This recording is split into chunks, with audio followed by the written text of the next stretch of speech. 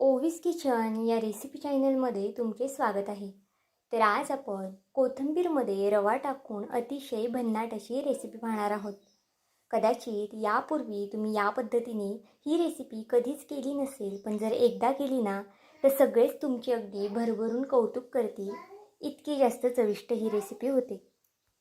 तर चला, थोडाही वेळ न घालवता लगेच रेसिपीला सुरुवात करूया. तर बघा, त्यासाठी इथे मी मूठभर इतकी कोथिंबीर घेतली आहे. थोडीशी जास्त आहे मोठीला. आता ही रेसिपी मी 2 व्यक्तींनुसार करत आहे, त्यानुसार इतकी कोथिंबीर पुरेशी आहे. कोथिंबीर स्वच्छ अशी पाण्याने धुवून घ्यायची आहे.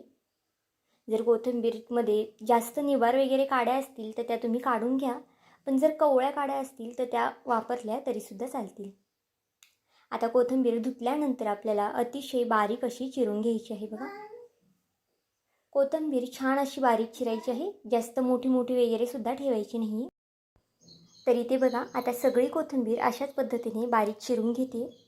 तोपर्यंत जर तुम्ही चॅनलवरती नवीन असाल आणि चॅनलला अजूनही सबस्क्राईब केलं नसेल तर एक लाईक आणि एक सबस्क्राईब नक्कीच करून घ्या. कारण की नवीन यूट्यूबरसाठी तुमचं एक एक लाईक एक एक सबस्क्राईब हे खूप जास्त मोलाचं असतं. तर बघा, आता सगळी कोथिंबीर इथे मी छान बारीक चिरून घेतलेली आहे. आणि देठं वगैरे सुद्धा घेतलेली आहेत, कारण की देठं खूप जास्त कोवळी आहेत, त्यामुळे देठांचा सुद्धा आपल्याला इथे वापर करायचा आहे. तरी इथे बघा, थोडीफार जर लांब वगैरे कोथिंबीर तुम्हाला दिसत असेल तर ती तुम्ही हाताने अशा पद्धतीने बारीकसुद्धा करून घ्या, कारण की या रेसिपीसाठी आपल्याला जास्त मोठी मोठी कोथिंबीर नको आहे. आता बघा, एक कढई ठेवली आहे. कढईमध्ये आपण तेल घालून घेऊया. आता इथे मी तुम्हाला सुरुवातीलाच सांगते की कारण की आपण वडी, कोथिंबीरचे धपाटे किंवा भजी वगैरे असं काहीही करत नाही. अतिशय वेगळी रेसिपी आहे. यापूर्वी तुम्ही ही रेसिपी कधीच केली नसेल, इतकी जास्त वेगळी आहे. तेल तापलं की त्यामध्ये अर्धा चमचा जिरं घालून घेतलेलं आहे. एक मोठा चमचा मी हिरवी मिरची आणि लसणाची पेस्ट घातलेली आहे. तिखट तुम्ही तुमच्या आवडीनुसार कमी किंवा मग जास्त करू शकता. पांढरे तीळ घालून घेतलेले आहेत भरपूर असे. आता हे छान आपण तेलावरती परतून घ्यायचं आहे. तरी ते बघा, जे पांढरे तीळ आहे त्याचा असे छान सोनेरी रंग झाला की आपल्याला यावरती कोथिंबीर घालून घ्यायचं आहे. जास्तसुद्धा परतू नका, कारण की पांढरे तीळ वगैरे लगेच जळू वगैरे शकतात, मग त्याचा करपट वास येतो. आता इथे तुम्हाला वाटत असेल की आपण भाजी वगैरे करतोय, पण असंसुद्धा अजिबात नाही. रेसिपी खूप जास्त वेगळी आहे आणि दिसायला तर इतकी अप्रतिम दिसते ना, तर तुम्ही नक्कीच एकदा ही व्हिडिओ बघितल्या करायला घ्याल, कारण की इतकी जास्त सोपी आणि अगदी झटपट बनणारी आहे. तर बघा, कोथिंबीरसुद्धा फक्त 1 मिनिटासाठी मी इथे परतून घेतली आहे. जास्तसुद्धा आपल्याला कोथिंबीर परतायची नाही आहे. आता कोथिंबीर छान परतून झाली की यामध्ये मी अर्ध्या ग्लासला थोडंसं कमी पाणी घातलेलं आहे. चवीनुसार मीठ घालून घ्यायचं आहे आणि हे छान असं मिक्स करून घ्यायचं आहे. आता फास्ट गॅस करायचा आहे, कारण की आपल्याला याला छान अशी उकळी काढून घ्यायची आहे. तर बघा, इथे गॅस मी फास्ट करून घेतलेला आहे. आता याला हलकीशी अशी उकळी आली की यामध्ये आपल्याला रवा घालून घ्यायचा आहे. आता इथे आपण मेंदूवडे वगैरे सुद्धा करत नाही. रेसिपी अगदी युनिक आहे, वेगळी आहे. यापूर्वी ही रेसिपी तुम्ही कधीच केली नसणार आणि जर पाहुणेरावळी आली ना तर नक्कीच ही रेसिपी आवर्जून करा, कारण की ही रेसिपी त्यांना खूप जास्त आवडणार आहे. तर बघा, बारीक रवा घेतलेला आहे मी इथे. जर तुमच्याकडे जाड रवा असेल तर तो सुद्धा इथे तुम्ही वापरू शकता. आता अगदी थोडा थोडा करून यामध्ये आपल्याला रवा घालायचा आहे. एकदमसुद्धा रवा घालू नका. व्हिडिओत दाखवते त्या पद्धतीनेच तुम्हीसुद्धा अगदी थोडा थोडा रवा घाला, म्हणजे ज्या रव्याच्या गुठळ्या वगैरे अजिबात होणार नाही आणि व्यवस्थित असा रवा छान मिक्स होईल कोथिंबीरमध्ये. तर इथे बघा, छान असा रवा इथे मी मिक्स करून घेतलेला आहे. हा उपमा वगैरे सुद्धा नाही आहे. रेसिपी खूप वेगळी आहे, युनिक आहे. तर बघा, छान असे हे मिक्स करून घेते. आता पाणी बऱ्यापैकी संपलेलं आहे.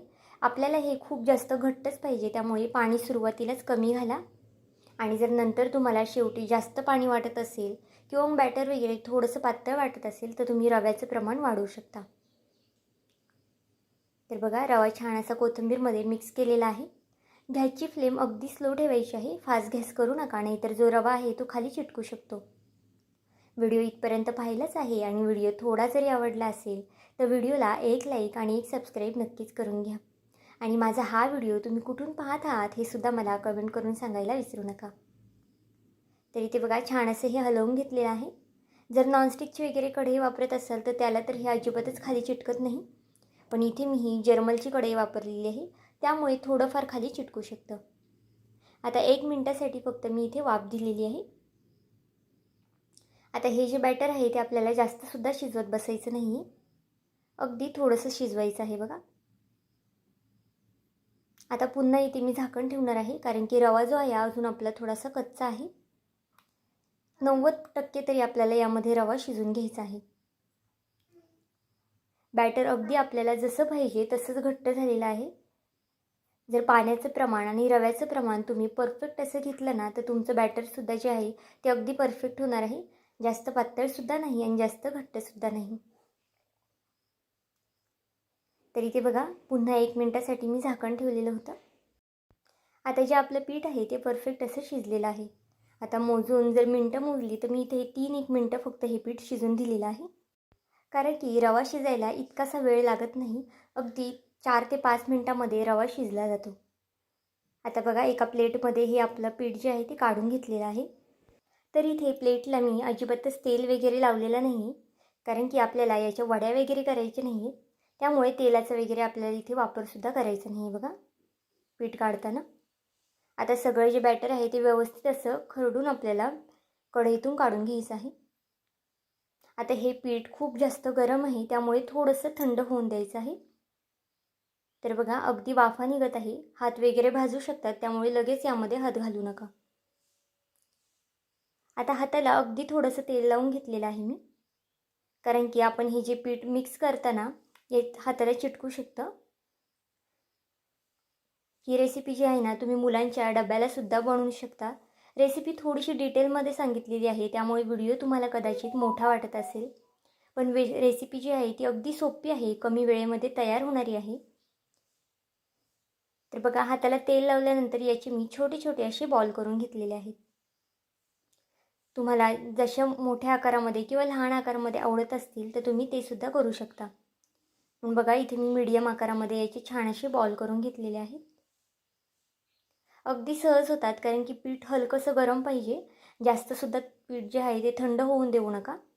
गरम पिठामध्येच आपल्याला हे छान असं मिक्स करून घ्यायचं आहे.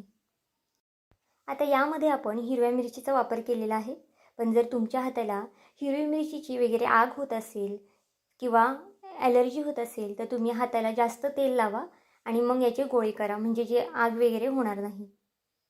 तर बघा छान असे एकसारखे गोळे करून घेऊया. अजून यामध्ये जर तुम्हाला अजून जास्त भाज्या वगैरे ॲड करायच्या असतील तर त्यासुद्धा तुम्ही करू शकता, जसं की शिमला मिरची किंवा मग गाजर वगैरे किसूनसुद्धा तुम्ही यामध्ये घालू शकता. आणि शक्यतो मुलं पालक वगैरे खात नाही, तर पालकसुद्धा तुम्ही कोथिंबीर आपण ज्या पद्धतीने चिरून टाकली त्याच पद्धतीने पालकसुद्धा चिरून टाकू शकता. खूप जास्त पौष्टिक रेसिपी आहेत आणि मुलं ही रेसिपी बघताच आवडीने खातील आणि ताटामध्ये अगदी शिल्लकसुद्धा राहणार नाही. तर बघा आपण याचे छान असे बॉल करून घेतलेले आहेत एकसारखे. दिसायलासुद्धा अगदी छान दिसतात आणि खायला म्हणाल तर अगदी अप्रतिमच लागतात. आता यावरती जे पांढरे तीळ आपण यामध्ये घातलेले आहेत ना, ते सुद्धा बघा इथे व्यवस्थित अशी दिसत आहेत आणि यामुळे जी रेसिपी आहे ती अजून जास्त उठून दिसते. आता एका साईडला गॅसवरती मी तेल तापत ठेवलेलं आहे. आता इथे थोडंसं छोटंसं मी गोळा करून टाकलेलं आहे, तेल तापलं की नाही चेक करायला. तेल छान तापलं की यामध्ये आपल्याला हे जे बॉल्स करून घेतले आहेत ते घालून घेऊया. आता याला तुम्ही काय नाव द्याल हे सुद्धा मला कमेंट करून सांगायला विसरू नका. तर बघा एक एक बॉल आपण यामध्ये सोडून घेऊया. अजिबातच एकमेकांना चिटकत नाही, तुम्ही एकदम जास्तीचे सोडले तरीसुद्धा चालेल. आता इथे मी जेवढे केले होते तेवढे एकत्रित सोडून दिलेले आहे. गॅसची फ्लेम आपल्याला फक्त इथे फास्ट ठेवायची आहे आणि कंटिन्यू फास्ट गॅसवरतीच आपल्याला हे जे बॉल आहे ते सोनेरी रंग येईस्तोपर्यंत तळून घ्यायचे आहेत.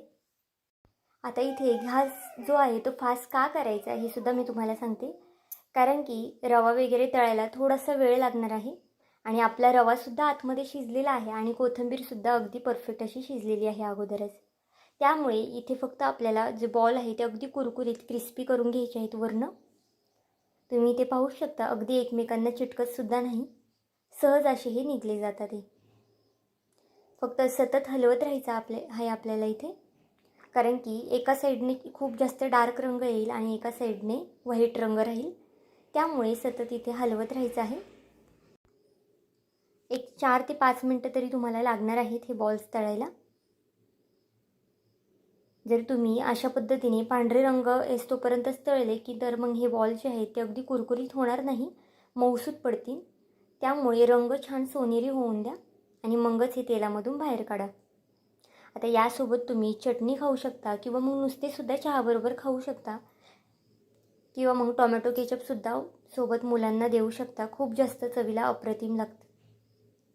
तर बघा छान सोनेरी रंग येतोपर्यंत आता मी ही तळून घेतलेली आहे. आता एका प्लेटमध्ये आपल्याला ही काढून घ्यायची आहेत. व्हिडिओ नक्कीच आवडला असेल तर तुम्ही मित्रमैत्रिणींसुद्धा तुमच्या शेअर करा, कारण की ही रेसिपी सगळ्यांनाच आवडण्यासारखी आहे आणि अगदी कमीत कमी वेळेमध्ये तयार होणारी आहे. तरी ते बघा सगळे बॉल जे आहेत ते एका प्लेटमध्ये मी काढून घेतलेले आहेत. आता हे खूप जास्त गरम आहे, त्यामुळे इथे मी सुरीने तुम्हाला कट करून दाखवते. वरनं अगदी कुरकुरीत आणि आतमधनं जे आहेत ते अगदी मऊसूत असे झालेले आहेत. अगदी लहानांपासून मोठ्यांपर्यंत सगळ्यांनाच ही रेसिपी आवडेल, कारण की चवीला अप्रतिम होते. तरी ते बघा छान असे गरमागरम तुम्ही हे बॉल्स लहान मुलांना देऊ शकता आणि हा पदार्थ जो आहे ना तो थंड झाला ना तरी तितकाच जास्त खायला छान लागतो. त्यामुळे मुलांच्या डब्यालासुद्धा तुम्ही देऊ शकता. तर आजची ही रेसिपी तुम्हाला कशी वाटली मला हे कमेंट करून नक्की सांगा आणि चॅनलवरती नवीन असाल तर चॅनलला एक लाईक आणि एक सबस्क्राईब करायला विसरू नका.